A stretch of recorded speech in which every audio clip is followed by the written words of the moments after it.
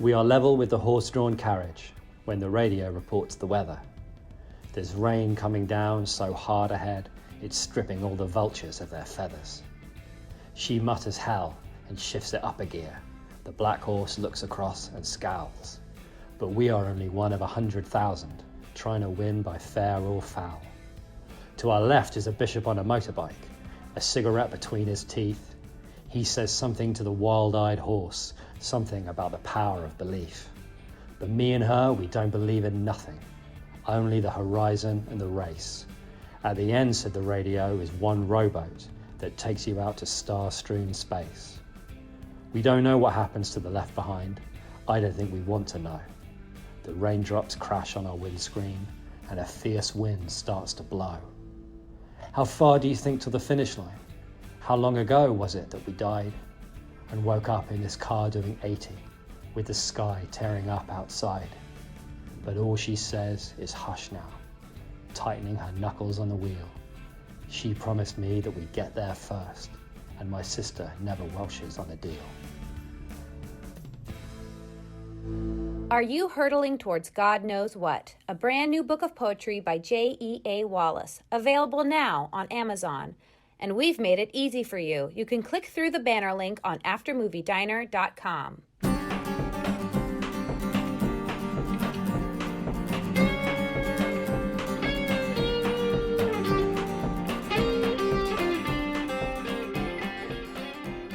You're listening to the sweet sounds of the After Movie Diner with your host, Jon Cross. That's right, I am Jon Cross, and this week I've been mostly sat in a puddle of a green substance that smelt faintly of old ham. But it's actually been rather pleasurable. Welcome, ladies, gents, ladies from Ghent, Norwegians in Lent, spoonbenders with all their spoons bent, trout fishermen called Kent, a Herbert Lom enthusiast with all their money spent, a massive forehead with a tiny dent, a tiny forefather in a massive tent, 3 tubs of I can't believe it's not formaldehyde that cost me half my rent, and Carlos the Jackal. Welcome one, and welcome all. Before we get to this week's show, which is hotter than a Welshman out on the moors clutching a pickle between his thighs, calling his love Esmeralda to bring him half a tub of mayonnaise and a pulled beef panini, a quick reminder that you can support the After Movie Diner in many ways, but one of them is by going over to patreon.com/After Movie Diner and becoming a patron of the show. That's patreon.com/After Movie Diner. You can also make a one-time donation by clicking the Buy Us a Coffee button on aftermoviediner.com, or you can click the Amazon.com link on our website before you do your shopping and bookmark that link as your Amazon on your browser, so that every time you make a purchase, and at no extra cost to yourself, Amazon slips us a few pleasantly buff nuggets. The mad bastards. I know that's confusing, but basically what I'm saying is click the ad on our website. When that comes up, bookmark that link as your Amazon link, and then every time you go to Amazon, we'll get some cash. I hope that it's made sense. Really, after all of this, what we actually want you to do while you're at Amazon or on Amazon or in Amazon, maybe you're looking at Amazon while you're in the Amazon, that's a possibility, isn't it? Anyway, while you're there, order our beloved co-host Jim Wallace's book of poetry and lyrics. Are You Hurtling Towards God Knows What? All you have to do is look for J.E.A. Wallace in your Amazon store, or to make it nice and simple, go to aftermoviediner.com and click the bloody great banner ad at the top. You heard that advert at the beginning of the show, but I'm just reiterating it now because Jim is really the unsung hero of the podcast. He's an excellent writer who deserves your support and some cold hard cash. So scurry off now to Amazon and pick up a copy of Are You Hurtling Towards God Knows What by J.E.A. Wallace, which was released recently on December 4th from Unsolicited Press. If you have absolutely no money, simply rate and review the show on iTunes or wherever podcasts are found. Now, without further whap-flappery of my stupid gums, to this week's excellent episode, recorded somewhere in a diner in New York City. The noises when I sit down have got louder. Yeah, they have. That's just something That's that's what happening happens when you get older, mate. It's typified by a couple of things. Oh, Yeah, noises when you sit down. noises when I drink my first sip of tea. Noises when you drink. Well, noises in general. I mean, you only have to look at I tell you what's a good evolution for getting older and noises. Yeah. It's Roger Moore Bond films, mate.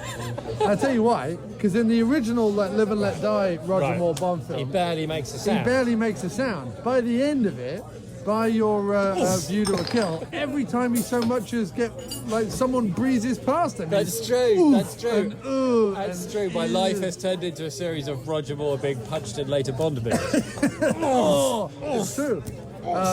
And bringing up noises, I was in the cinema bathroom earlier was quite impressed. I'm glad we're doing this before we start eating. Yeah, quite impressed that not only someone was taking a plop in a cinema bathroom, which, to be fair, is brazen at the best of times. Yeah, it requires no sense of...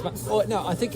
But also... It requires like a Zen-like ability to ignore your own nose. Right, and I am not listening to you, nose. And to ignore the fact that probably bums have lived in that bathroom. Don't even think about it. Don't even think about it. It was probably a hobo canister, is what I like to call it. And you have just done plops in a hobo canister. Yeah. However, this person who was doing said plops felt so comfortable, in fact, that as they released... You mean a bum did one of them? Yeah, a chocolate nut blast, as Jim pointed out in the menu. But no, which normally you'd see a chocolate French toast described as chocolate nut blast. You think, oh, that sounds tasty. But when your friend is describing bums going to the bathroom, well, I don't know that it was a bum. No, but I mean, you're talking. Well, I mean, presumably, I'm saying but the that bums live in that, and then presumably they also go to the bathroom in that. Right, but I think this was just a regular customer who was brazen. No, I get that. But I'm just saying, if you're in that bathroom and bums are living there, then one other thing they're doing is a chocolate nut blast. 100%. Chocolate bum nut blast. What was I? I'm sorry, I've thrown you off your. You have. But not only was he very comfortable to be doing that in public, but he made a noise, which is where this started. This didn't start about the plops. It started about the noise. Right. You made it about the plops. I'm sorry. It's just because I saw chocolate nut blast, and my imagination was. And just if we're gonna put all the filthy bathroom all out up there. front. We are... Hello and welcome to the After Movie Diner. We're joined again by the excellent and shiny Jim Wallace. Hello. Hello, wonderful co-host Jim Wallace. Hello. Hello. He's the cheery, cheeky co-host. His name is Wallace. Jim Wallace. I am, occasionally that is what that's what you've reduced me to. What? Cheery, cheeky yeah, chappy? because I have to be the cheeky, cheery chappy. Because you're quite oftenly curmudgeon about the place, throwing your curmudgeons all over the place. I am, just curmudgeonly, like a big curmudgeonly. Do you know what you're going to have? I'm not. So we come out of the cinema on 42nd Street, and Jim goes, "Oh, where are we going? We're going to the Westway Diner." And we navigated our way to the diner using, that's where we saw white creamy bum heroin vomit. Yeah. And then not just white creamy bum heroin vomit, but we saw somebody throwing up like luminous white vomit. And had to go, I wonder what that is. I wish I could remember which episode it was, because I could direct people to go back to where we talked about. I think it might have been the Christian Slater one. It might have been because we went to the theatre. What do they call it? It's like called the Theatre Diner or something down on 42nd. Was it the Slater one? Might have been. That's what we used to watch at Times Square. Was the weird ones right at the top. The weird ones right at the top. Yeah. The ones where often your bag ladies or your hobos will come in and frequent the theatre. That's right. Which I always found quite comforting. I did too, weirdly. Let's be fair. Did a bum walk in halfway through this one? I felt like halfway through the movie. No, it was an old lady. Oh, okay. It was not a bum. It was an old lady. But in silhouette, there was an old shuffling lady. Shuffling old lady Yeah. walking into a movie halfway through. Halfway through, mate. Could be mistaken for a bum. Could very much be bum-like. Bum adjacent. Yeah, bum adjacent. Hobo adjacent. And then we were like, well, is it right or left on 9th? And you went, oh, it must be right, because we have to pass that building where I saw the guy gob into a bucket. And that's what happens when you go and see a movie in Times Square. I think I'm gonna push the boat out and get myself a blue sandwich. Do I want a baked potato? I don't know. A Times Square sandwich. I think I want a baked potato. Turkey, avocado, tomato, avocado. No, I don't want a baked potato. I want a breakfast. I want a breakfast. I'm doing a breakfast, dude. All right, what are you doing? I want sausages. I've decided. I have a craving for sausages. I'm getting a blue sandwich. Fried chicken with ham, Swiss cheese, and honey Dijon. Blue sandwich without you.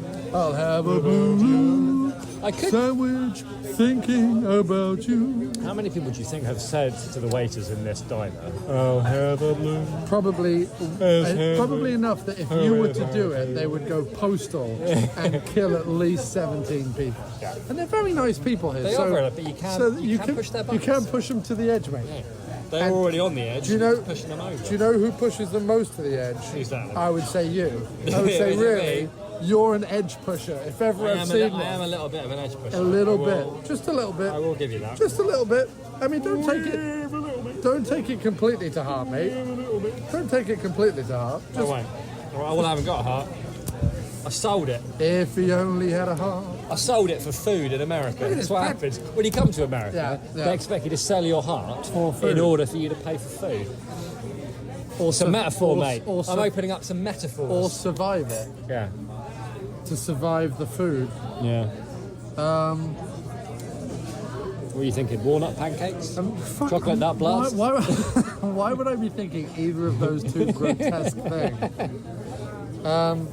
No, I'm thinking 2 eggs. You having the walnut pancakes now? It's just the way my trousers hang. Yeah. He's a cheeky The chappy cheeky co-host. He's got cheeky rosy cheeks and he's a co-host. He makes an end of the pier chappy comedian quip. He's the co-host. I need a better theme song, don't It I? is, yeah, I don't know. Listen, I'm thinking on the hoofing.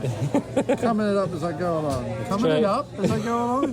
What am I talking about? I don't know, mate. Hello and welcome to the After Movie Diner. Hello, welcome. We got here by counting bodily fluids. Oh, and earlier, to continue our theme of tramps, fluids? ne'er-do-wells, hobos and vagrants, we saw a bum fight. Oh, yeah, 2 bums had a fight And not outside only the cinema. that, but one of them was like karate bum. It was like a karate hobo. I was trying to get away. My strategy was to get away, which involved going into a shoe shop next door. Yeah. Cross's strategy was, be fine, just walk past Just him. walk past Which it. I felt had some flaws as a plan. I mean, actually, it worked out fine. It worked out fine. Do you know But why? we could have been looking at shoes. Because I'm a New Yorker.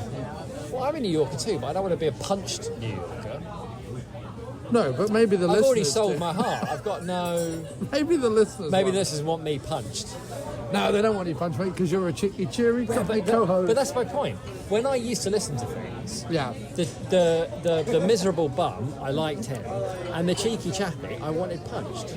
Have I become the very thing I used to want to punch? Well, only because I've that become what I am so now? miserable in my old age. I don't think you have, though. I mean, actually, when we meet, Yeah, I'm usually more grumpy than you are. that's true. And yet, But the that's- record light comes on, Yeah, the role switch. it does. Just The role switch it reverse. up.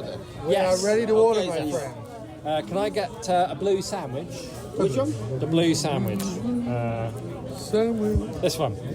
The blue. Yeah, blue sandwich. How about you, senor?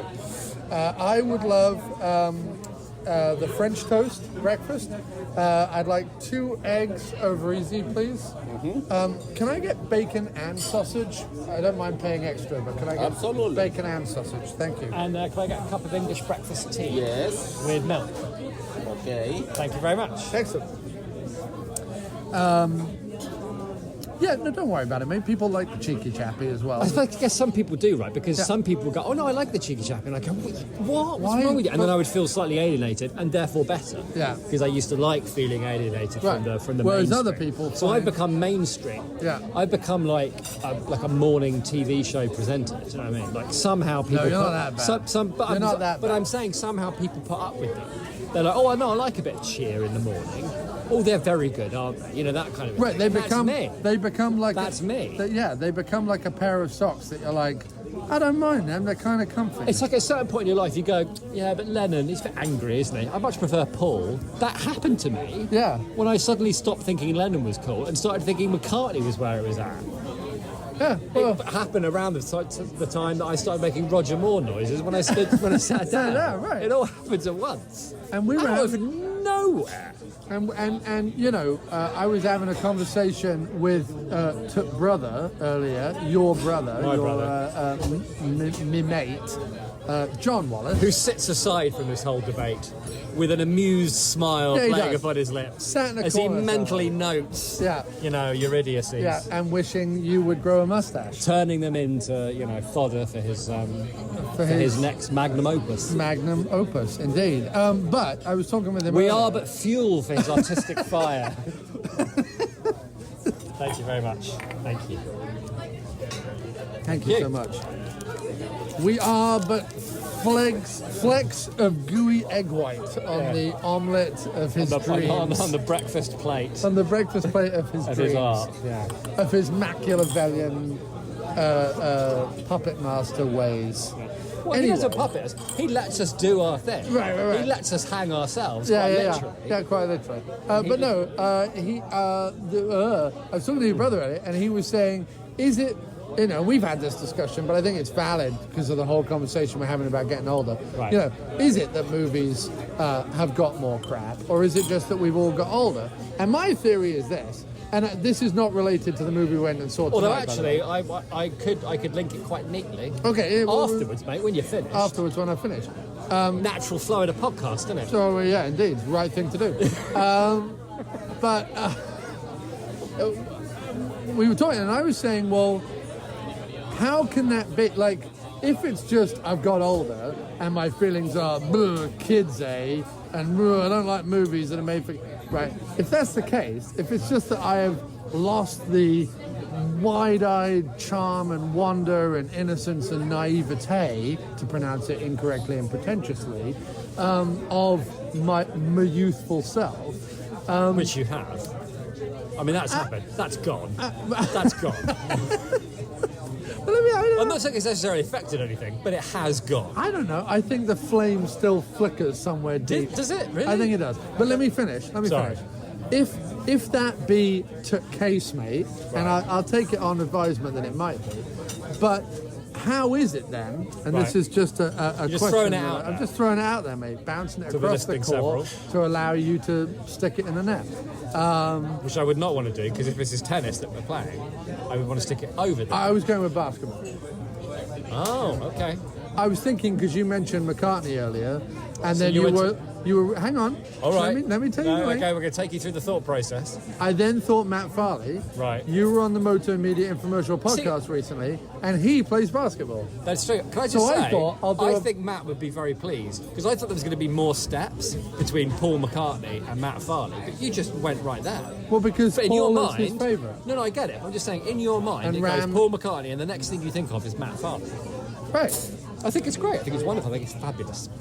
Because I think there's a validation there. Somehow that we've if- gotten off on the whole basketball tennis thing, and I've forgotten what your original point was. Okay, so my original point was this: Right. did movies get crap, or did I get old? And this is my thing. I'm not answering, mate. I'm If- waiting with bated ears. Yeah. If, as we've previously surmised, Yeah. that Speculated? the youthful, bouncy, exuberant, naive sprog that I once was is now You well were and- never bouncing. well and truly dead. I'm talking about my innocence Oh, you're in it? Right, that you're in it. lived within. Yeah. My willingness to look past, let's say, certain film shortcomings in order to find them charming, Right. which is what we're presupposing about movies getting shit. They didn't get shit. They're actually still just as good. I just got old and curmudgeonly. This Right. is what I'm presupposing. No, I'm back Going with with you. it? I'm back Right. with you. If that's the case, Yeah. how is it Yeah. that I can watch a movie Yeah. that is from the 70s or the 80s or the 90s, even the 90s, mate, even the 90s. Right. I can watch a movie from any of those decades that is aimed, let's say, more squarely at the teen family audience. I can watch a film from that era that, let's say, I hadn't previously hitherto seen, and I can enjoy it with the wide-eyed exuberance. Do you want me to speculate? However... I do like to speculate. Yes, go ahead, mate. Well, my speculation... You understand what I'm saying? No, I do, but... So... I'm saying I didn't get old because I can still enjoy good movies when I see them. Right, but my point is... Here we go. Okay. That the reason that those movies from the 70s, the 80s and the 90s speak to you is because you are of an age where those movies, like, culturally... speak to you. Like, you grew up with the 70s in the background, the 80s around you when you were younger, and the 90s when you came of age. So the culture around you... come of age. But the culture around you, the subconscious, the cultural subconscious, as T.S. Eliot termed it, Right. which is that you He's are... getting literary, folks. He's getting literary. Oh, getting literary. The things that you are unknowingly tapping into, like attitudes, things that are important, goals, beauty, Right. humour, all of that. Right. Those things that you share in common with people of your generation, right? And you can still appreciate things from generations before, and you can appreciate things from generations coming after. But I'm saying the reason that those movies speak to you Right. is because you were Yeah. the audience for those movies. So you are not the audience Let me agree with you. for these. Let me agree with you. While at the same time, By way... disagreeing. No. Let me fully agree with you by way of example. Okay. At the end of one of my favorite films from the 80s that I like to champion, not necessarily one of my favorite films. Who's but Harry one of the Crumb? films that- No. Okay. Because you posted that. On Equally, Who's Harry Crumb? I was going to go with the Howard the Duck bit, where at the very end, Leah Thompson and her band of female musicians are playing the Howard the Duck song, Right. and he comes on and does a guitar solo and da-da-da-da-da. Right. I was going to say, if we were watching a movie today about... let's go with Spider-Ham, because I happen to know that he's in the new Spider thing, but it's equally as weird as Howard the Duck. So Spider-Ham, which is the pig version of Spider-Man, right? Let's say there was a standalone Spider-Ham movie, right? Right. And at the end of that Spider-Ham movie, Yeah. they all got like, I don't know, funky in a discotheque. Not that anyone does that anymore. Whatever the youth are doing now. I am. Which we have no clue. We are old. Yeah. I think I've just proved it. But no, let's just say, and it was, Lady Gaga. Oh, I know. And they're making YouTube videos and despairing about the future. Who are? The youth, mate. Oh, right, okay, yeah, but that's, again, taking me off my... But let's just I'm say... sorry. A jolly movie about Jolly movie. Spider-Ham. Good movie, Spider-Ham. The pig... Gotcha. The Pig spider. Pig spider. Big It ending. ends with a dance number that features Selena Gomez and... ICT. no, Ice-T is our generation. I know. No, Selena Gomez, who's the awful country singer's daughter who goes naked all the time, sticks her tongue out? Miley Cyrus. Miley Cyrus. I think she's like 5 years ago. Mate. Well, maybe. Whatever. Look, all I'm Seriously, saying we is, are so out of touch. Even the things that we reference as being out of touch with, we're out of touch with them. That was an amazing. Please tell me that wasn't coming from the kitchen. No, it was coming from the bathroom. Someone just went into the bathroom and hocked the most heroic loogie. And it was the women's bathroom as well. Anyway,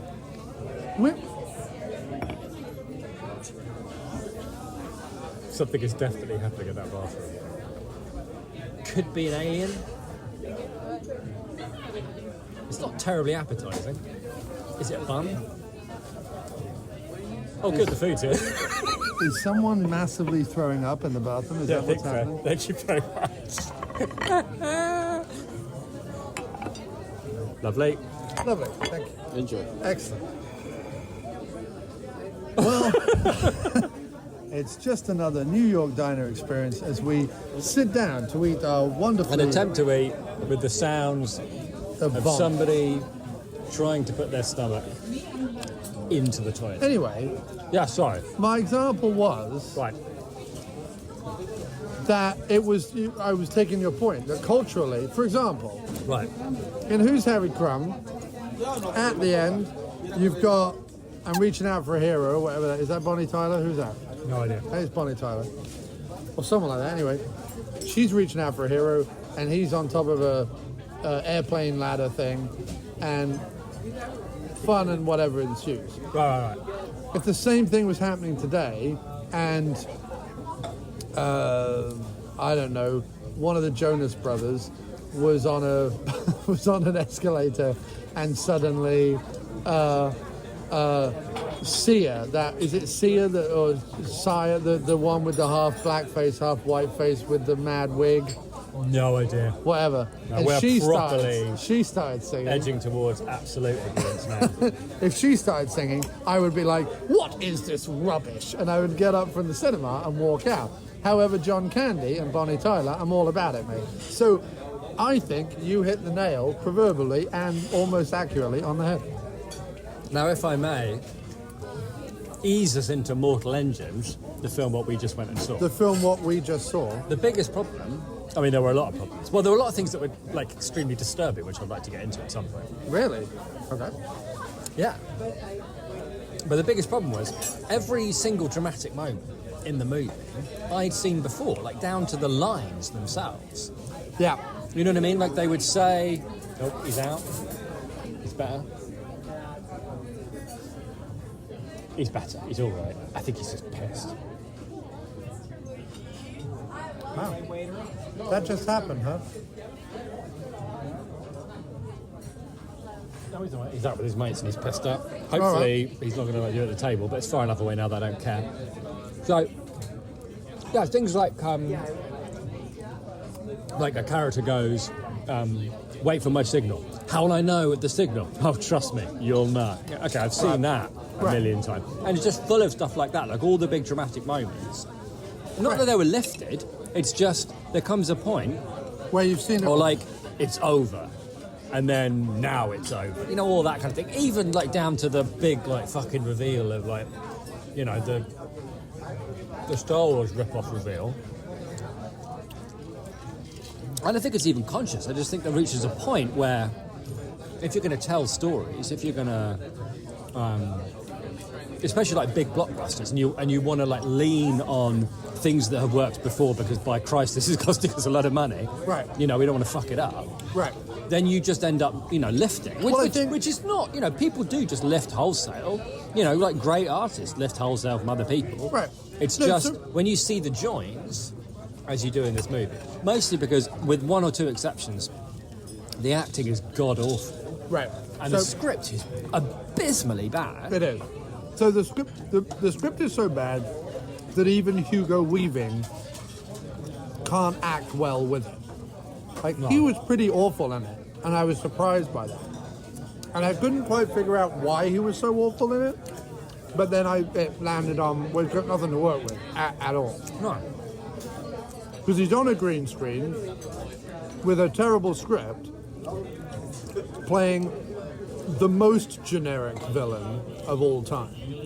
Whose motivations are not only unclear, but they're saved for a big reveal. When the big reveal comes, you don't really understand why he's doing it, or what the stakes are, or anything. This is what I would say. Should I recap the plot? About Mortal Engines. All right. It's a visually stunning film. God, yes, I'm so glad that when I saw it the way we saw it. That is not visually interesting. Meaning, when you watch films that clearly influenced it, also known as Terry Gilliam's good career, like Time Bandits, Baron Munchausen, and Brazil, and, all of which had huge parts to play in this movie. What's the insurance company one for Meaning of Life? Right. Crimson Permanent Assurance, right. Which is almost entirely the basis of this film. And yet still in 15 minutes manages to say more about human existence and society than this film ever does. We'll get back to that. This had some, maybe not even intentionally, but there was some very interesting things going on. There were. When you watch those films by Gilliam,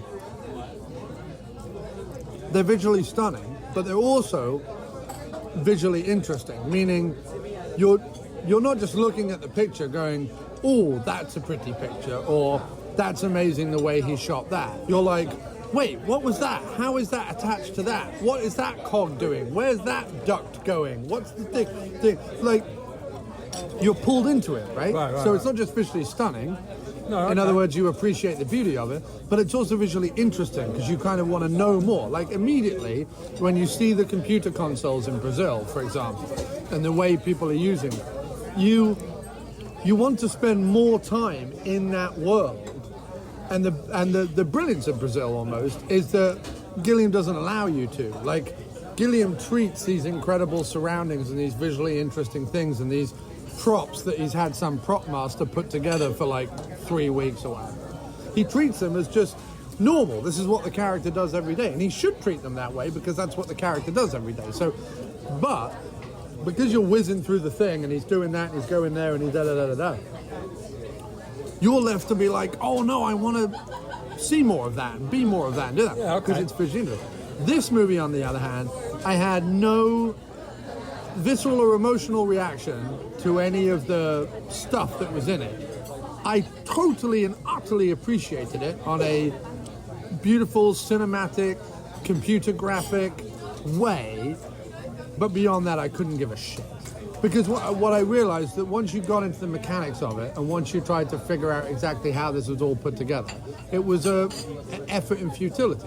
Because this was fantasy with a capital F, meaning none of it really had to be explained, and none of it really had to kind of join the dots with anything. It just was, have at it, and away you go.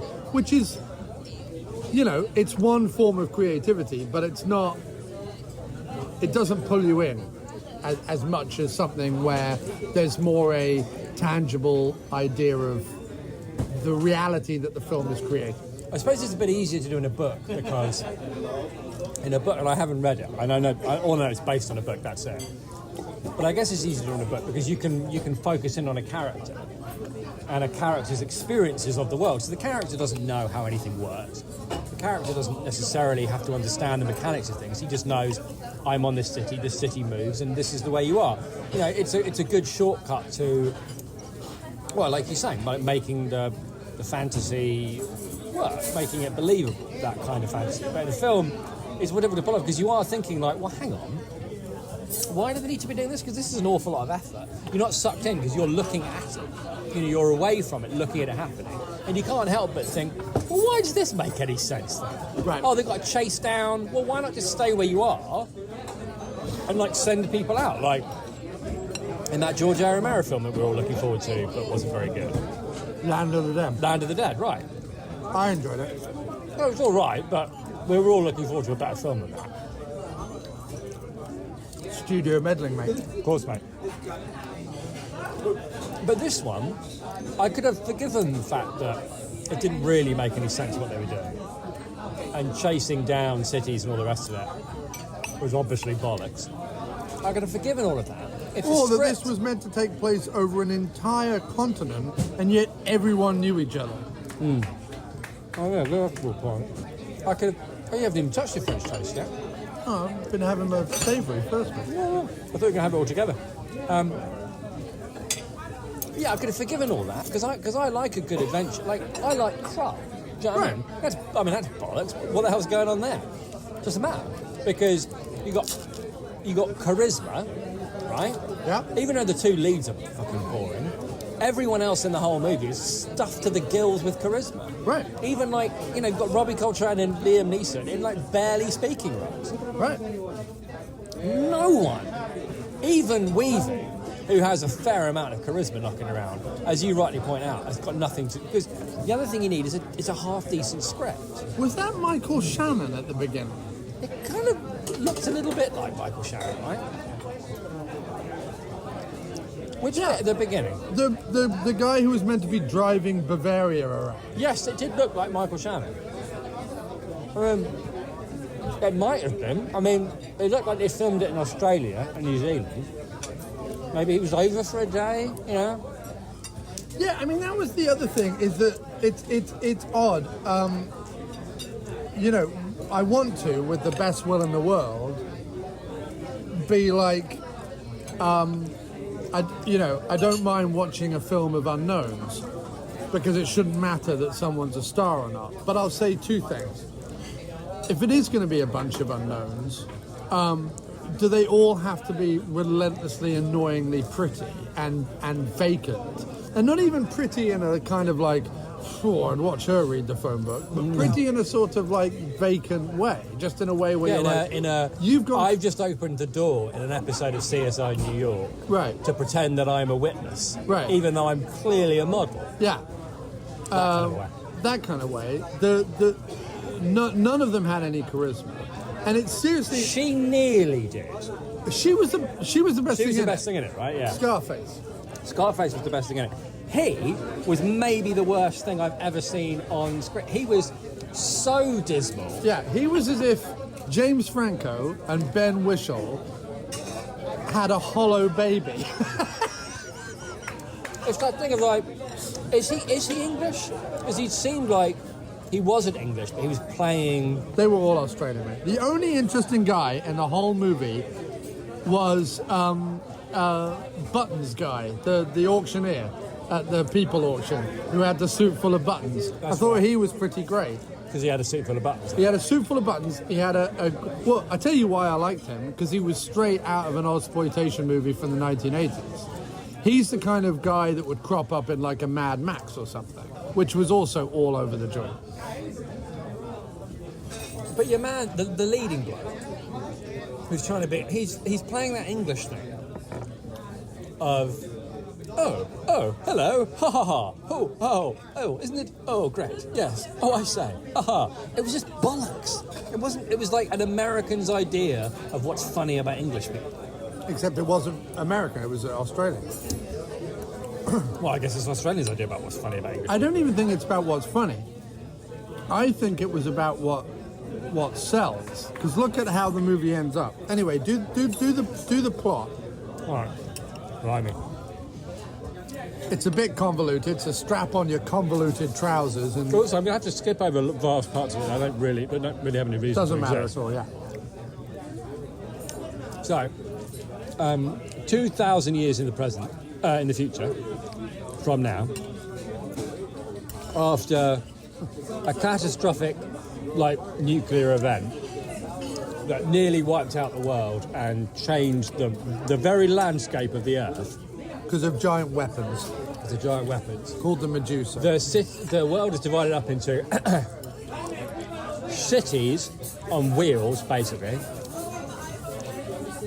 that ride around the world preying on smaller cities and scavengers for fuel. Food and fuel. Well, resources, but there's not really any... There's not really any concrete, like, thing about what resources they're lacking. He constantly says, the city wasn't surviving, and yet everyone on the city looks to be surviving perfectly fine. They're all rich and very happy. I mean, maybe Irishman with unbelievable... Do you know what the worst thing in this film was? By like a country mile. In a way that was like, what was anybody even thinking? Which the highlights in Irishman's hair. Yeah. He's supposed to be like, gritty man from the fucking basement of the city who's like, so they give him an Irish accent because he's, salt of the earth, mate, kind of thing. And he's got these, like, easily a $500 hairstyle. Yeah. With, like, immaculate highlights. Well, it was also Titanic, wasn't it? Like, it was almost... He almost turned around to the other guy and go, forget it, boy, or you'll never get near to the likes of her. Like, that almost happened in this film. And the blonde was so unbelievably bland as to be oh my God, almost so invisible. Vacuous. Anyway, sorry. Tell me what to do again to save the city while I just stand here looking mildly panicked. Yeah, pull a lever. That was it, by the way. Her entire arc was... Hello, I'm posh and rich, but quite clever and likeable. Oh, my dad's a bit of a cad. Pull the lever. The end. Anyway, sorry. Anyway, right. So, cities, wheels, hunting down smaller cities for resources. What resources are unclear. It seems like, it's metal, we're going to burn the metal. But then they saved the... who the fuck knows? Anyway, bloke in charge of London, is the city still called London? It's got St Paul's and Big Ben and all the rest of it. And it's wheeling around. Which, by the way, is hilarious, because even if England survives 2,000 years in the future, which by current news stories it might not be the case, but even if it does survive, the last thing they're going to be is a fucking superpower with a massive metal city. We're going to get onto that. It would be held together with rubber bands, and it would be like being pushed along by wheezing Welshmen. We'll go into it. Personally, I think the most interesting thing about the film is that, but we'll go back to that. Okay. So, London, hunting down cities, seemingly for resources, but it becomes apparent the guy in charge of the city, Hugo Weaving, has a secret plan, and the plan is to collect enough old tech.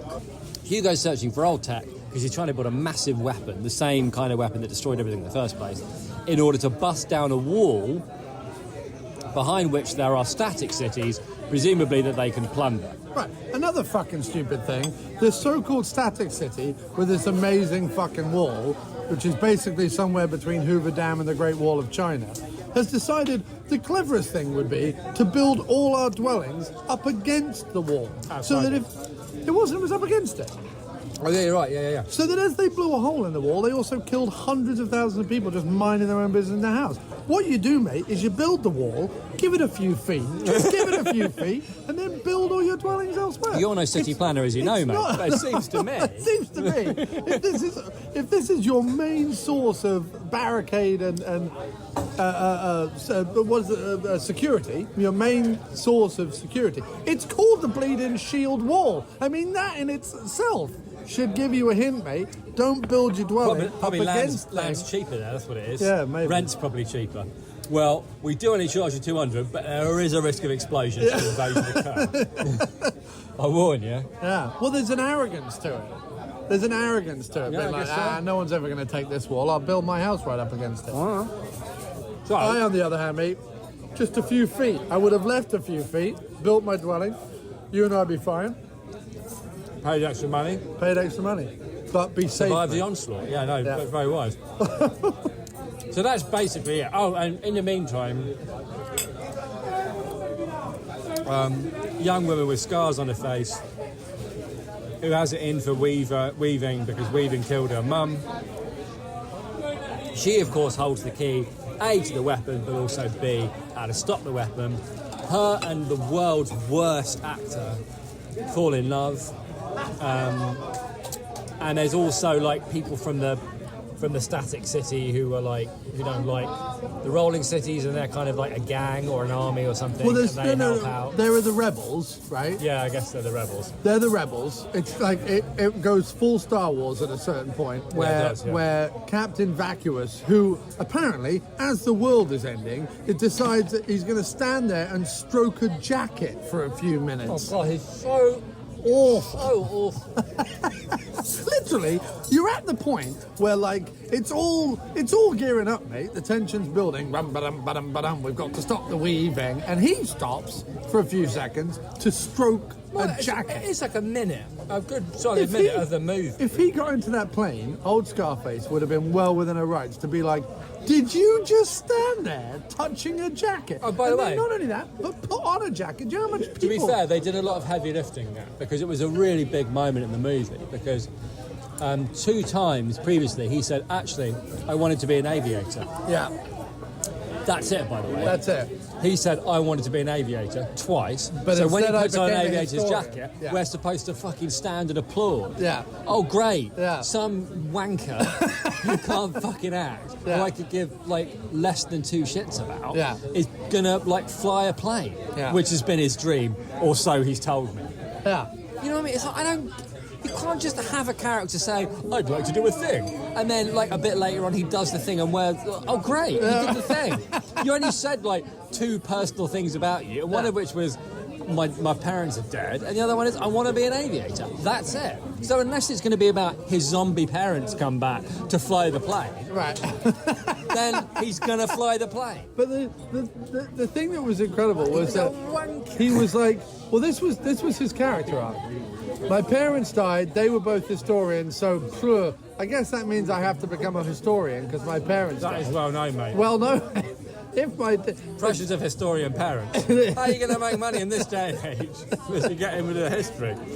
But then, for the first act of the movie, my entire character is going to be based on the fact that I only know things based on the fact that I'm a historian. And in fact, I'm only going to be able to help things based on the fact that I'm a historian. But then halfway through the movie, I'm going to be like, did you know I always wanted to be an aviator? Which is as much a left turn as I was a hairdresser and now I'm a lumberjack. And then... I guess I would say that... So then all of a sudden, the fact that he knows history is irrelevant. Also, mate, talking earlier, you were saying about, like, how you knew every plot twist was coming. Right? From the first moment we see that fucking eye necklace, right? We know for a fact... Yeah. So there's this whole flashback. When Hugo Weaving comes in, this is the flashback where we find out that he kills her mum, right? Her mum... They're very cavalier with the flashbacks. Right. Sometimes it's a dream. Sometimes it's, you know what, fuck it, we just got to tell them what happened, so we better do a flashback. Right. So in the flashback, Weaving comes in, he finds out that archaeologist mother has found essentially a computer console that will power Medusa, but has a very convenient destroy button, which is basically an enlarged USB drive. And as the mother is dying... Yeah, it's basically the microfilm. As the mother is dying and Hugo Weaving is strolling out with the computer console, her mother gives the young daughter a necklace of a giant eye, like the Eye of Ra or like the third eye or whatever, right? And you go, well, that's going to be relevant. I bet the microfilm or the USB or whatever is in there, right? The movie then just goes on for seemingly hours.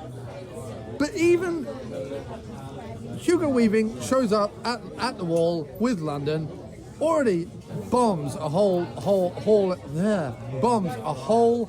in the wall of the city. Does it again, bombs them a second time. The whole time I'm sat there being like, it's in the eye, find the eye, right? It's in your pocket, love. Then takes an exorbitant amount of time, and the leaps in which happens is everything's going to shit. They're all going to die. She wanders over where an Indian woman is praying, stands next to her, looks up at whatever remnant of the past Indian Hindu iconography is on the wall, sees that the thing has a big eye in its forehead, like a third eye, goes, oh, weird, I have an eye necklace. Looks down at the eye necklace and opens it, something which you think she would have done when she was 8 if she'd realised it was a locket, or even mate, much earlier in the film. But no, she waits the very last minute to open it. All of a sudden you realise, wait a minute, London is this huge fucking rolling city over there. They're in the landlocked city that's already been bombed to smithereens already, right? So, in other words, the screenwriter is more than happy to kill thousands of imaginary people because he wants to spend time with this woman discovering something that the audience knew fucking 2 hours earlier. Then they try and build up a whole second level of tension where they go, oh, now we have to get the key into the thing to stop the bomb from going off. And you're like, I knew this was going to happen. Like, cut out all that middle bit. Just be like, oh, look, my mum left me this necklace. I bet it has the key in it. Opens it up. Oh, look, there's the key. Get on to the end of the movie. Like, No, with you. By the way, you forgot the interesting part of the movie where... You know how Hugo Weaving comes... This is how it goes, right? Because we saw it in the flashback from the daughter's point of view. Hugo Weaving comes in. Mum's very happy to see him. Hugo, she says, it's lovely to see you back. Yeah. Maybe we'll do some porking later after the archaeology. Yeah. That's how we like to do it. Archaeology and then porking. And then That's pork. what we do. You can't pork before However, the archaeology because then you're shagged down. This time, she's got like a box. Yeah. It's got some dirt on it. Yeah. And she sweeps the dirt off the box. Yeah. Hugo goes, hang on a minute. This looks like that Doomsday box that I've secretly been interested in. And she says, I don't think so, Hugo. That sounds like a bad idea to me. And he goes, tough. I'm going to start, getting really angry. So she tries to kill him. Instead, he kills her, cuts the daughter, she runs off. Now, I don't know if you noticed, in that sequence of events, the mum had just enough time in between handing the locket off to the daughter and dying seconds later to call up the woman, the leader of the army, and say, listen, Hugo's got that one. No, I'm right. I'm good, thank you. I would We're like all some good, more, I think. cold water, thank you. She says, calls in the 2 seconds before she expires, she calls the woman up, says, listen, Hugo's found out about that weapon. He's not very happy, he will be coming. Fortunately, he's killed me. He's also going to be after the daughter, so can you please find the daughter, promise me now, find the daughter, and then promise me you'll stop Hugo. I mean, that happened, we didn't see that happen, but later on, that character explains how, no, I knew your mum, and she warned me about how Hugo found the device, and she warned me, she told me to find you and that you were the only hope, and I had to spend the rest of my life. And when did she do this? Because the time between finding out that Hugo was bad and dying was minutes. Yeah. So at what point did she pick up the blower and give you a call? Which, by the way, don't exist in this future. Right, and give convenient anime character a call. Yeah. Anyway, do you want to know what the weird thing about the whole movie was? I mean, it weirded me out. Was it the USA thing? No, it wasn't the USA thing. Although I think that was part of it. I started to think, is this, like, in a way, what certain parts of the world, aka China, India, places like that, think of England? Because this is a movie about how an arrogant bunch of bastards on a small island just roll into people's territory, stealing what they like, and fucking everybody up, despite the fact that the people who live there are peaceful and have their own civilization. Thanks very much. Yeah. And with regard for no one, happily, merrily slaughter. While cheering, from the balcony. While London, they didn't even bother to change the name. Like the name of China or Shanghai is changed to like Shanghai or something, right? And America's like the Great Western Plains or something. The only thing that's the same is London, with a big British flag on the front. And 2 fucking lions from Trafalgar Square either side, rolling into people's territories and fucking them up. And they're bad guys. They're not like, oh, they're all right though, Like, I feel like people who voted for Brexit should watch Mortal Engines to find out exactly what the rest of the world thinks about them. Not like all the time. I don't think it's like a unique vision. But in the minds of Australia, New Zealand, India, China, Africa, that's what we are to them. Right. We're not like, the lovable wits who, populate the romantic comedies of the 90s. Right. Now that China is a big market, now that India is a big market, this is what a bad guy looks like. Right. It's like it's basically the colonialists.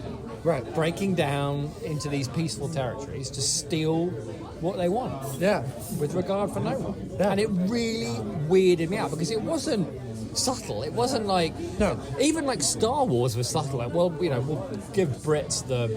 But, are they English? Are they Nazis? It's kind of like, what are they? They're just an evil empire. I mean, it's sort of there. Right. But this is just, we'll just call them fucking London and paint a big Union fucking Jack on the front of the city that's destroying the world. Thank you so much. Thank you very much. Well, do you know what I mean? Why did it weird you out? Like, it weirded you out because it's like... What? Because we're English or what? No, because it's not like the thing in Star Wars like specifically references the Civil War, right? Not the Civil War, the War of Independence, right? Which is like we're over that now. They forgave us. Now they think we're interesting and witty for some reason. That does, I'll be honest, escape me. Yeah, but for some reason having this accent is like, oh, you're so witty and intelligent. Yeah. No, really. But okay. Okay. Right. So we can handle that. Yeah. But this was something else. This was like. It's set in the future, and we're still an arrogant colonial power rolling into these countries and laying waste. Except having lived in both post-empirical and post-Two World War Britain for the first 25 years of our life, having lived there, right, this idea that we still wield anything like that kind of importance exists way more in the minds of the hierarchy and the aristocracy in England. No, I agree. Way more than it does anywhere else. No, I agree. But that's exactly my point. Is that they see it as a force for good. And what I'm saying is that these places, China and India, I don't see it as a force for good. Right, but they know they were on the receiving end of it. India Right. and China. No, I get it. I'm not saying that they're worried that England are coming back, but like that's the kind of people they think. But I was going to say that you were saying it weirded you out. What I was saying was, it actually made me laugh because if England in 50 years, let alone 2,000 years, were to try and attempt to build some sort of large movable city, we can't even build it would be, it would be the shape of Boris Johnson's head. It would be made out of like, and it wouldn't fucking move. It would be made out of people's hopes and dreams, and it would dash hopes and dreams. It would have 3 wheels, 2 of which would be made out of cardboard, and 1 of which would still have a wheel clamp. Yeah, everything's fine. Great, We're all done. It would have the remnants of a recently scraped off wheel clamp, like one of those yellow wheel clamps from like a council estate in Essex or something. And it wouldn't work. It would be filled with bickering, incompetent turds.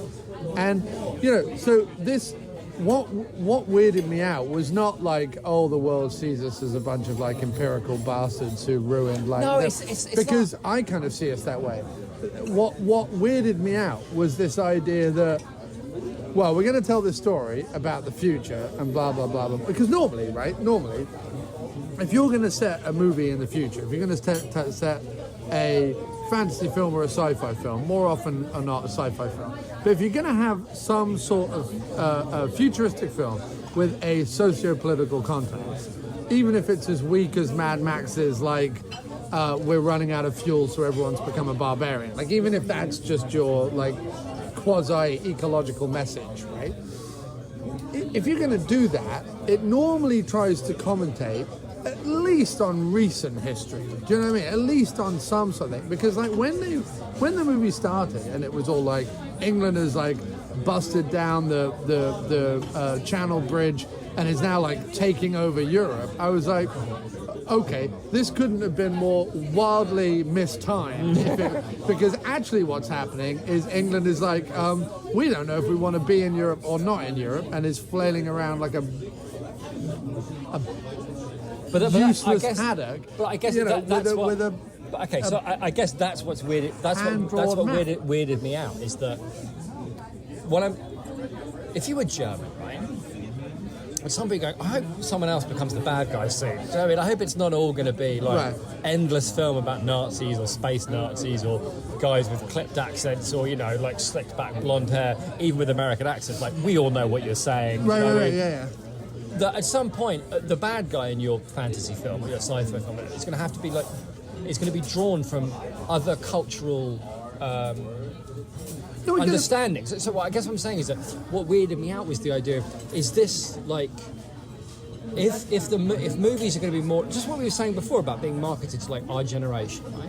If movies are going to be more and more marketed to places like China and India, right? Is there going to be more things where the cultural ideas of what is, what's a bad guy, what's an evil guy, is going to come from this idea of colonialists, of the crimes that were committed by the British Empire against China and India. Is that what's going to be? And I'm not saying it was like, oh, that's not fair or anything. It's just I wasn't saying it wasn't fair. No. I know you weren't either. I know you weren't saying that too. I get what you're saying. What you're saying, which is very true, is how utterly ridiculous that Britain now, which is, as you rightly point out, like, just pulled the drawbridge up, basically. It's not like, no, we're going to knock it down and we're going to take over the world, which, of course, is what Brexiters think is going to happen. You know, they do think we're going to take over the world. Anyway.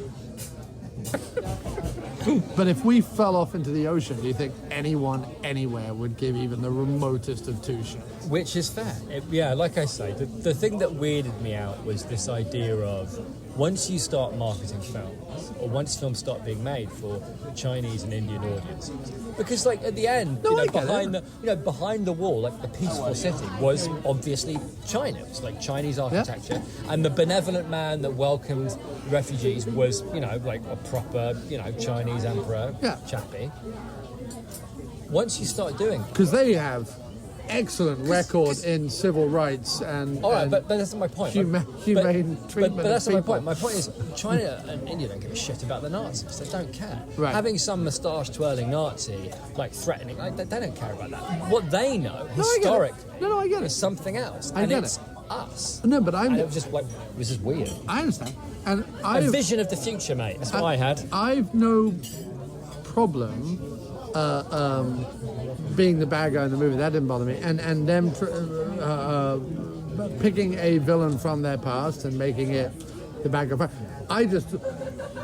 I was watching it now in 2018 as an English person and like laughing at the idea of it because Which I can see that too. because to me I'm like I say, it would be made out of polystyrene and people's dashed hopes and dreams. It would look like Boris Johnson, and it wouldn't move. It wouldn't To go. be honest, you could have called it.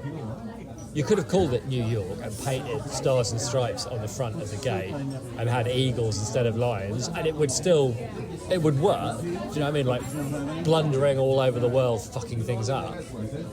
But they didn't. They don't. I mean, I guess they pillage resources, but not quite the same way that we do. It's not quite the same. Off the point of how much that weirded me out, but it did properly weird me out. To the point where the last half hour of the movie I was going, I'm so weirded out by the colonial thing. It would be fine, except this. So, the big bad nasty weapon is called Medusa, right? Which, by the way, doesn't work, because Medusa didn't blow things up. She turned things into stone. Anyway, let's just assume the person who wrote this has not read any mythologies. However, because turning things to stone, mate, that only reinforces the wall. It doesn't blow the wall up. What they want is an actual Medusa to repair their bleeding wall. But what this meant was that her little code key has USA on it, and the little box thing has MED on it, MED on it, right? So it meant that when she pulled out the thing that was going to save everybody, it had written on it, USA. It did, that's right. That bothered me more. And look, the US helped us out greatly in the wars. This is not, that they've certainly defined the 20th and 21st centuries, no doubt about it. However, savior of the entire world against the, colonial empirical Brits, that's a little like, who do we want to sell this movie to? Well, we'd really like the Chinese audience. Okay, great. We wouldn't mind the Indian audience. I hear they like watching like big fantasy movies. Great. We can't really piss off the US because it's still an enormous market. Can we ever go at Britain? Yeah, no one in Britain's going to watch this movie because they're too like depressed and upset and angry. Too poor and depressed. It's like 40 quid for a cinema ticket. It's like $50. That's only at the one Leicester Square Odeon. But how do they get away with that? Because things have gone mad, mate. They have gone mad, haven't they? Things have gone mad. Well, because what they're trying to do is they're trying to say, well, Leicester Square, we're West End adjacent. People spend hundreds of dollars going to the theatre, so why wouldn't they spend 40 quid to go to the cinema? Many reasons. Because in a theatre, one assumes you are going to be sat in a relative lap of luxury with history and beauty and wonder Although, to be surrounding you. Hang on a second. And you're going to sit, and maybe you're going to get a whiskey or a glass of wine, and you're going to have little opera glasses that are shaped like miniature binoculars, and you're going to dress up, and it's going to be an evening, and it's going to be an event, and people are going to sing and dance, and there's going to be props and flying machines and whatever there is. It's going to be a whole big thing. In the cinema, you're going to sit down on someone's previously chewed gum while someone hands you, popped corn, which is quite the cheapest thing on the planet, and they're going to charge you £9 for it. Yeah. Right? And you're going to sit next to someone on their cell phone, and someone next to you belching and farting their way through the national anthem, while someone else dies in the corner and a tramp evacuates their bowels in the front row. While, I don't know, you might see 90 minutes of something you possibly enjoy. It's not quite the same thing true. as an evening out to the monetarily speaking, I'm with it. No one is putting a tux on to go see the that, latest Fast and Furious movie. On that subject, though, obviously, apart from her, I did like Scarface. I thought she was pretty good. Scarface is pretty good. Even the leader of the anime character grew on me when she had like a little bit to do. She grew on me a little bit. Yeah, little bit. The rest of them were all like terrible. He was... What really bothered me was when convenient anime character, in, by the way, the most flimsiest flying craft that somehow survives a million, bombs and fires and everything else. When she rocks up into, the flying planet, or the flying city, that they flimsily put together with what looks like the Bloomer balloon from Baron Munchausen, her, rebel friends are all impossibly handsome, gorgeous, tanned, there wasn't a scratch on them. And I'm like, wait a minute, you're freedom fighters. This guy looks like he just got out of the salon. Looks like he's just had a fucking mani-pedi. To be fair, none of them were as bad as the Irish Blake's highlights. No, true. They were. I was gobsmacked. My jaw was on the floor, right. And every time I go, it can't be. No, it's even more immaculate than I thought it was. So there's two more things I want to mention before we wrap this up. Yeah. One, what was the let's make 20 minutes of this movie a Guillermo del Toro film and have the robotic / Frankenstein-like monster guy who kind of loves the little girl and wants her to be a monster just like him, but actually he's going to realize that true love is the way that her future lies, so therefore he's going to somehow commit suicide by turning his heart off. What was that?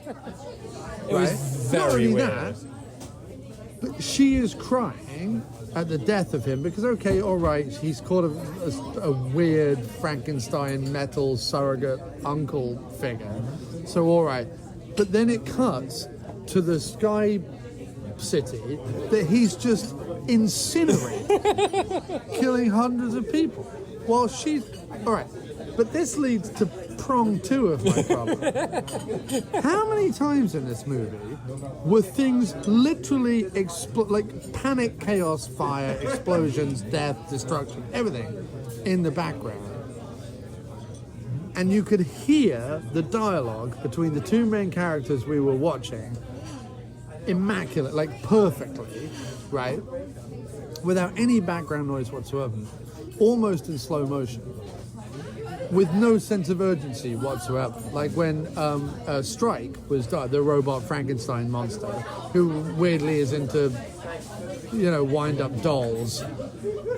I get it. You watched the Guillermo del Toro movie and you wanted to make 20 minutes of your own. I understand. You grew up watching Terry Gilliam and now you'd like to make a Terry Gilliam film. I know you're also a Star Wars fan, so you put some of that in there. I get it. I understand. Fantastic. Wonderful.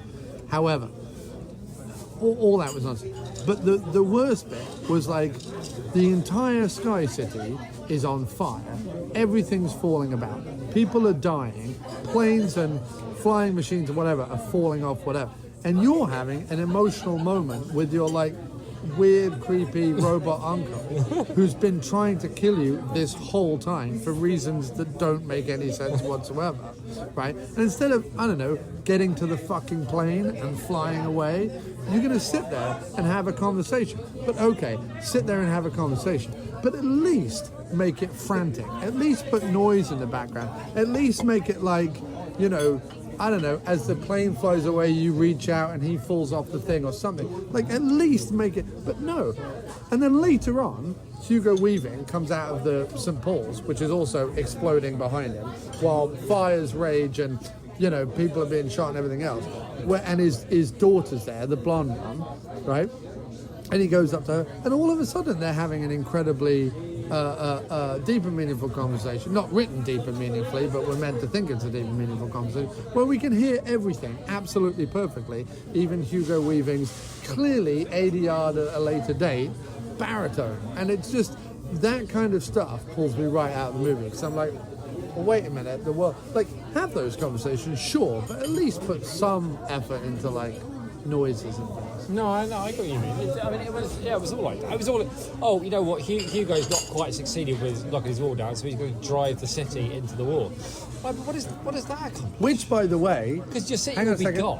Which, by the way, was a contingency plan he always had, even though he didn't know there was a key out there that could turn his machine on. Yes, good point. Also, what is that thing about villains, right? That even when you've got a massive machine, right, and you've waited what must be at least 18 years, if he's the little girl's father, let's say 18 years, right? You've spent 18 years scavenging and building this thing, right? You've traversed the whole world to get to the wall. I thought this too, right? Yeah. But you're so villainous and evil that instead of waiting for the massive weapon you spent 20 years building to recharge, which, by the way, only takes a few minutes, and by the way, you've already killed all the aircraft resistance, and you've blown two big holes in the wall. They're not under fire. Literally nothing's happening. He's like, recharge it. The weird older woman with the white hair Goes, give it a few minutes. Give it a few minutes. And it'll be fine. And he just goes, needs to cool down. And he goes, no, you're going to risk 20 years of work and blowing up your own machine because, I just can't wait to kill more people. We've got to get the wall down. No, I know. I'm saying our best chance of that is to let the weapon cool down, and then we can do it. But if you do this, you risk not getting the shot and also killing all of us. Yeah. Well, there's a chance of willing to take. Why? Why, though? Right. No. What's the upside? But don't here? worry about it. I have a contingency plan Don't whereby worry. I kill everyone in the control room. Wait, sorry, what? You have a massive weapon, and instead of waiting a few minutes for it to recharge, you're going to what? Sorry. Kill everyone in the control room. Yep, that's my plan. Oh, what do you do? What do you do when the city's happen? destroyed? Oh, I'll be away. I'll be flying around. Right. So what's the wall come down for? So we can plunder it. With what? With your little tiny machine that presumably they'll shoot out. There's no point in getting angry about it because it was all from start to finish. As soon as it started happening, I thought, this is bullshit. Yeah. Like, I don't mind like a city on wheels, like chasing, but like don't have it immediate. Like they chose to start off with the big city chasing down the little city for resources, at which point you're forced to confront what obvious horseshit this is. If they just started with it rumbling or whatever and had some reason for it to be on the wheels, that's where they should have started, but not. They just wanted to explain that it was on wheels. And it would just don't. I can see that. I can see it's on fucking wheels. I can literally see that, but it's moving. I get it. Yeah. Why? Just make something up. Yeah. Really, it's not difficult. Yeah. Also, Lock any two writers in a room for an hour, and they will come up with something. It might not even be very good, but it'll be something. Yeah. From that point, And what's funny is, and as soon as like Gobshite McGee turned up with his fucking relentless, like as if being chipper all the time is supposed to be like winning. right? It's not. It's fucking annoying. Like as pointed out previously with my like cheeky chappy persona thing, it just gets fucking annoying. Right. For which I apologise. But it's because, like, there was that whole sequence where he's like, I get it, I talk too much, I'll be quiet, and then there's a pause. So anyway, here's something else I just thought of. Right. Don't do the thing where the character promises to be quiet and then he keeps talking. Right. I've seen that so many times. But do you know when you've seen it previously, you've seen it previously when the character is either played by someone with charisma or is saying something funny, and maybe the person that the character is annoying we don't like as much. A good example for it would be like in The Princess Bride with the three characters and they're doing the rhymes, right? And he's like, stop doing the rhymes, and they continue to do the rhymes. Like, that's funny, right? Yeah. Because you've established some characters. They each have their own individual quirks. They have a joke that they're doing. It's a joke that we're all in on, and the little annoying bald guy that everyone hates that we know is the villain that's going to get his comeuppance, he's the one annoyed by it. That is how you structure a scene. That's how you make charming, interesting, comedic characters who are all on a quest.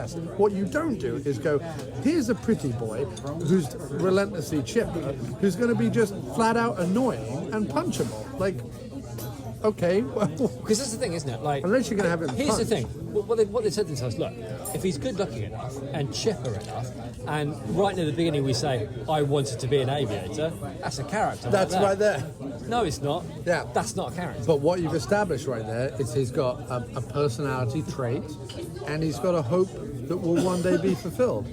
I wonder, because the script was, I was like, who wrote this garbage? But it was Jackson. It was Jackson and Fran Walsh. He didn't write it? Yeah, he did. Him and Fran Walsh and someone else. No, I thought they produced it. No, they produced it and they wrote it. Really? Yeah. Really? Yeah. That's what I'm saying to you. Now, there are people out there who I know can't write for toffee. Like Del Toro can't write for toffee. I thought they could. I mean, I liked...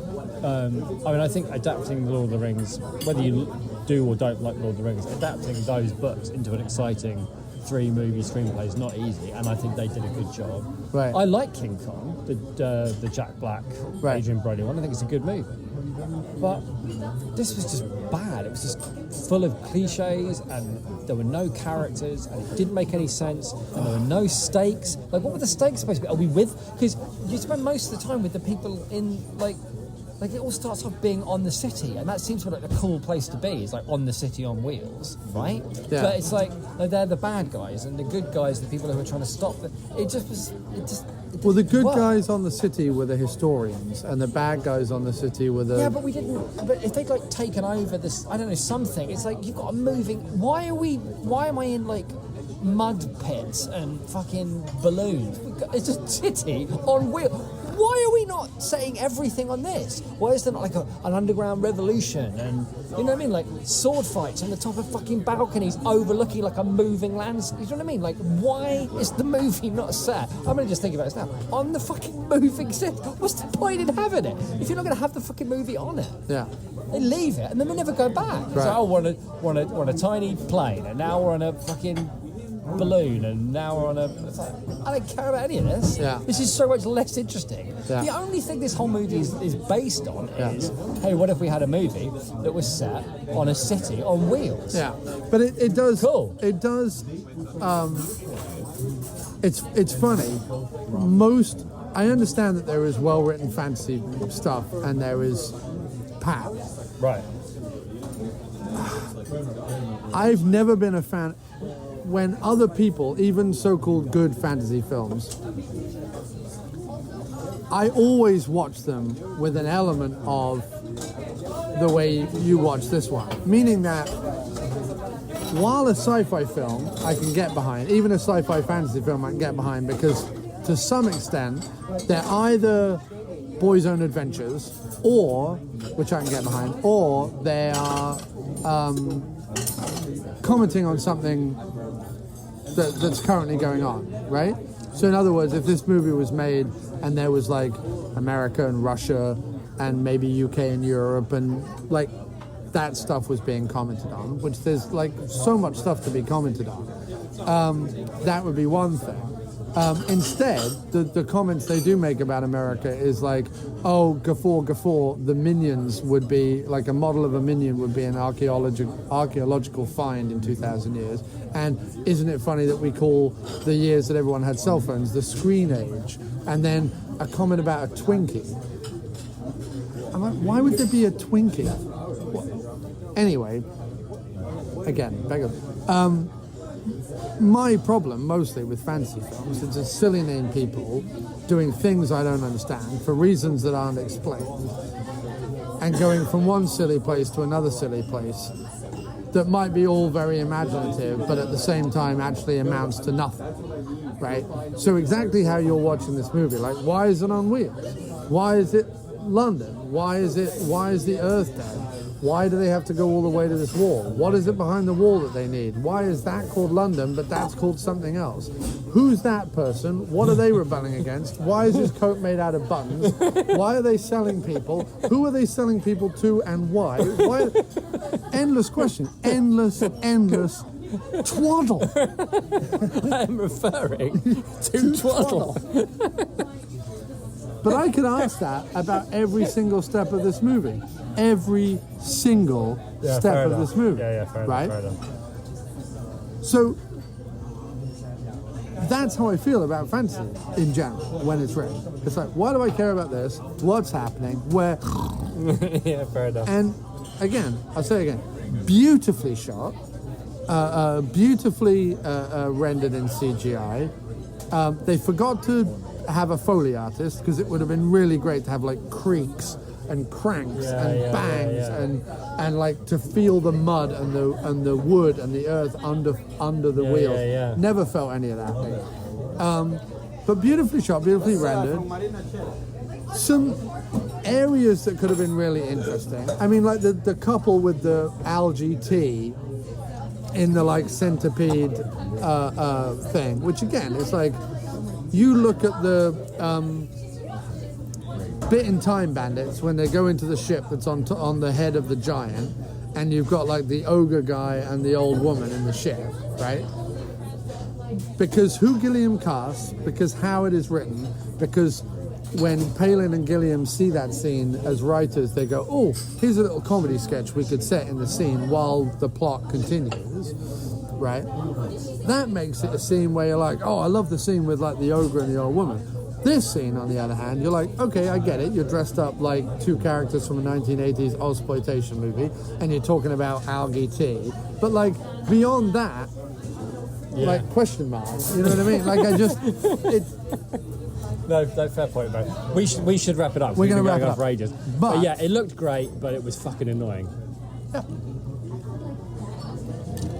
And I don't mind being the villain, and I don't mind movies set for China and India and other places. No, I don't either. What I fear though, and this is not a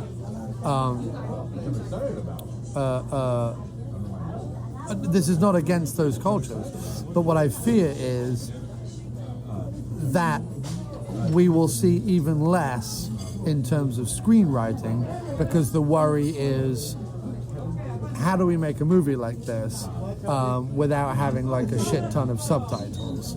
So I worry that we as Western audience or English-speaking audiences will be deprived, because as I came out of this movie, that's true. That might be why it was scripted the way that it was. As I came out of it, and that's a language thing. That's not a question against that culture. It's just as a language thing. No, you're right. It's got to be like something that can be. Because look at The Meg, right? We enjoyed The Meg because it was ridiculously stupid, and Jason Statham literally punched a shark in the eye. Fantastic. But the script was absolutely. You're right, and there was nothing. That's why it's full of those like recognisable moments. The dialogue is so simplistic, right? Because it has to either be clearly understood by, because I'm sure like India and maybe lots of China too, like speak English passably, right? If it's not, if there's not too much of it, and right, it makes clear enough sense, right?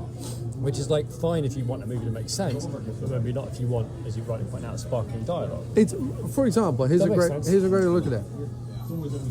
Hong Kong action films are phenomenal. They have amazing stunts, incredible martial arts. They have mind-blowing sequences in them, and so on and so forth. But only certain people watch them, because only certain people have any interest in following a plot through subtitles. You can do all the flips, twists, explosions, kicks, and driving buses up hills or whatever it is that you want. But still, to a Western audience, there's only so many people who are going to sit down and watch. This was obviously before DVDs and Blu-rays, where you could just stick on the dub. But like before the dub, when it was just, there was only certain people who are fans of Jackie Chan movies or Chow Yun Fat or whatever. But there's only certain people who are fans of those movies, because only certain people will sit through the thing. And it doesn't matter if you go, well, martial arts sells around the world. Yes, it does, but it doesn't. You're not going to go to Times Square, 42nd Street, in a huge, great AMC theater and sit down to watch an Asian film, even if it has like all the action in the world in it. The majority of people are not. However, something like this, something like the Fast and Furious, something like the Meg, those kind of films, they are going to sell. You know what I mean? Yeah, no, I'm with you. I'm with you, so, I think when I came out of this film, before we discussed it, the first two things that went through my mind was, this was a film in dangerous need of quips, which we've said so many times, but like, really, this movie, if you just thrown a few like passable one-liners in there, I don't know why there isn't like, you know, a handful of like quip writers. If you're going to have 15 writers on a script, which most scripts go through a pass of at least 15 writers these days, have at least 3 of them know what they're doing with like a pun even, right? And the other thing that this movie was in dire need of was some decent character actors. Some like people that when they showed up, you could go, oh God, at least Robbie Coltrane's here, or at least, I don't know, or just Gary anyone. Oldman's here, I or wouldn't whatever. even have to know who they are, but as long as they could actually act. But hardly anybody could. They were either horrible hands or unbelievably bland. Yeah. That was like, it. where was Sam Neill? Oh, God, Sam Neill should have been in this. And Brian Brown. If you're going to have Antipodeans in them, get the good ones. Or if you're going to make a film anywhere near New Zealand, you Yeah. should just put Sam Neill in it. Sam Neill. I failed to see why you wouldn't. Yeah. Is there a film that couldn't be improved by putting Sam Neill in it? Do you know what? No. I would have taken Paul Hogan. Yeah, but that's a whole different story, mate. Yeah, it is. All right, let's leave it there.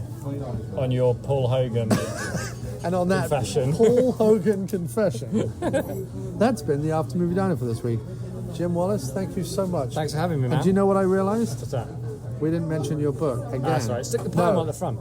You're listening to the sweet sounds of the After Movie Diner. Support us at patreon.com/After Movie Diner. Or I'll punch you in the teats. Rate and review us on iTunes, Earthling.